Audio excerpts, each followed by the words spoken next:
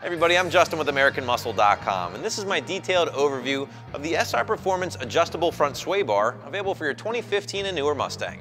You should be checking out the SR Performance Adjustable option for your Mustang if you're looking to upgrade your factory front bar with a solid 35mm option, preferred to be adjustable so you can dial in the stiffness of the bar itself. And finally, you'd like to save a few bucks by going with a value brand or option like SR. Now, a sway bar is just one piece of the suspension puzzle, and honestly, they can be a little bit confusing if you don't know what you're getting into.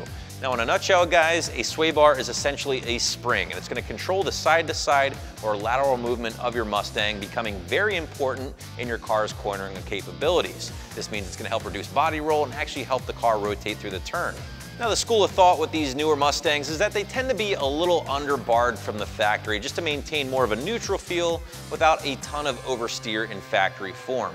Now, a quick rule of thumb tells us that a larger rear sway bar will help promote oversteer, which is the feeling of the back end coming around or rotating through the turn, while a larger front bar will help promote understeer, basically the car plowing through a turn.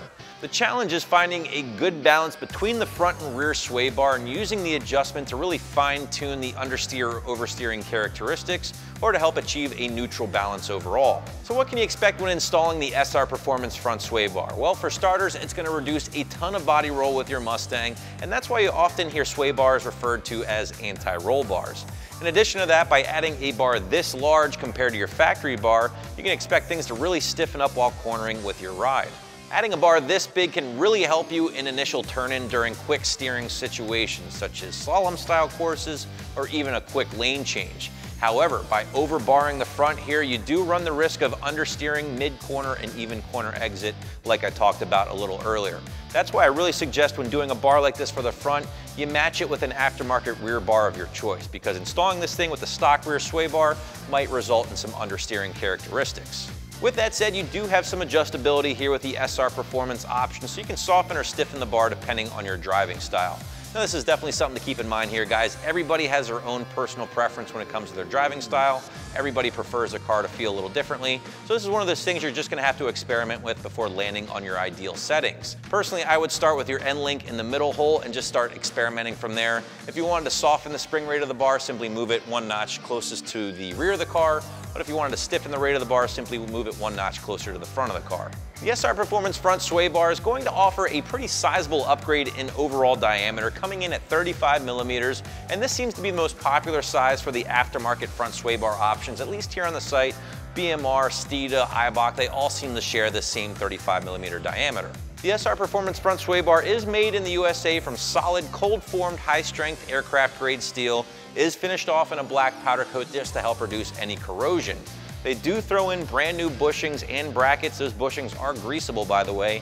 However, they do not include brand new front end links. It wouldn't be a bad idea to pick up a set of adjustables, especially if your S550 is a little lowered. On the topic of price, guys, the SR Performance option is living up to its value name. It's going to be the most affordable in the category, falling right in the mid-$200 range. Moving on to the install. Now, I will say the front bar is definitely the more difficult of the two compared to the rear, but overall still really not all that bad. You will need to attach some bolts from the engine bay, so just get your extensions ready, along with being prepared to remove your airbox to access those driver's side bracket bolts. Really not too bad here, guys. I'll give it a 1 out of 3 wrenches on my overall difficulty meter, maybe an hour or two from start to finish, and that's pushing it. I will say the few times I've done a front sway bar on the S550, having a buddy on hand to help you fish the bar through the engine bay has made life a whole lot easier for me personally, but overall really isn't that big of a deal. As for my final thoughts on the SR Performance option, here you go, guys. This is going to be a great and affordable way to get most of the performance benefits of a big front sway bar, an adjustable one at that, but it's still going to cost you a little bit less than some of the other options on the site. So be sure to check out more from the SR Performance lineup for your S550 right here at AmericanMuscle.com.